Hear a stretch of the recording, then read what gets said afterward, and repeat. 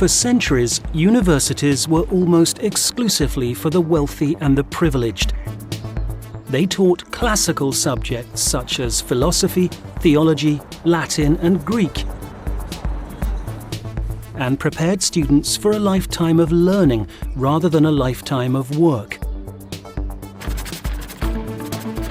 But in the 19th century, the Industrial Revolution created a demand for people with practical knowledge. Suddenly, the world wanted scientists and engineers rather than philosophers or theologians.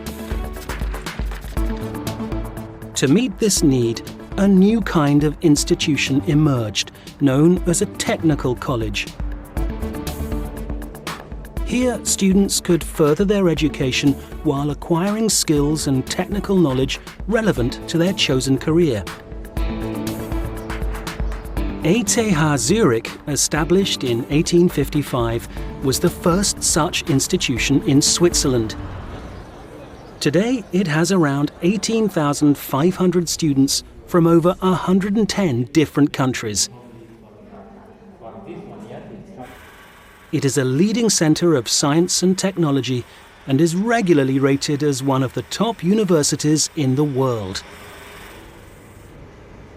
For over 160 years, it has linked academia with industry, a tradition that began at the height of the Industrial Revolution.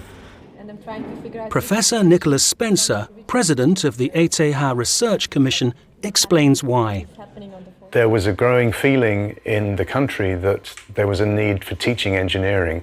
The rest of Europe was building railways, and there was a danger they were going to build them around Switzerland. And if Switzerland wanted to be part of this developing movement, then Switzerland needed railways, they needed engineers, they needed tunnels, and the problem was there weren't any engineers. And the universities at that time said they weren't prepared to teach engineering, mostly for cost reasons, and they said the responsibility was with the federal government to found an engineering school, and that's what we became. However, the university quickly grew. Today, it is spread across a number of campuses and offers a wide range of subjects across 16 departments. We have the full range of engineering subjects, mechanical engineering, electrical engineering, etc., and civil engineering, of course. And then we have all the natural sciences, chemistry, physics, biology, and then we have sciences that are somewhere in between, like the earth sciences or material science, my own area.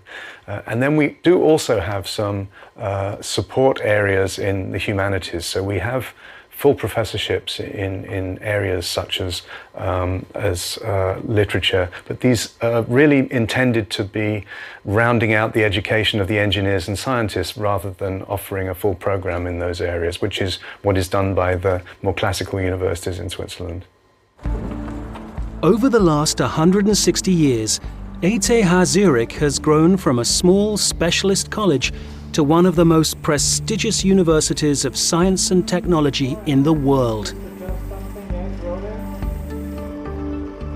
It has produced an astonishing 21 Nobel Prize winners, including the 20th century's most famous scientist, Albert Einstein. How does Professor Spencer account for this extraordinary success? Well, I think there are three main reasons. One is that it's had the support of the federal government from the beginning, and it's still very well supported by the federal government to a level that most countries don't support their universities. So that's a very good starting point, but that's not enough. There are examples of universities that are well supported that don't have that reputation. The other is, from the very beginning, it's been international. Even in the middle of the 19th century, there were many professors who weren't Swiss, and we now have 60% of our professors who are not Swiss. I think this makes a big difference in outlook, because we're always trying to recruit the best in the world in any subject. I think the third reason is that professors are really given a very high degree of autonomy, which means they're given a good situation in terms of doing research, they have good students at their disposal, and they're given complete freedom to work on whatever projects they think are right. ETH Zurich has always been on the cutting edge of both science and technology, and this emphasis on innovation is reflected in its teaching.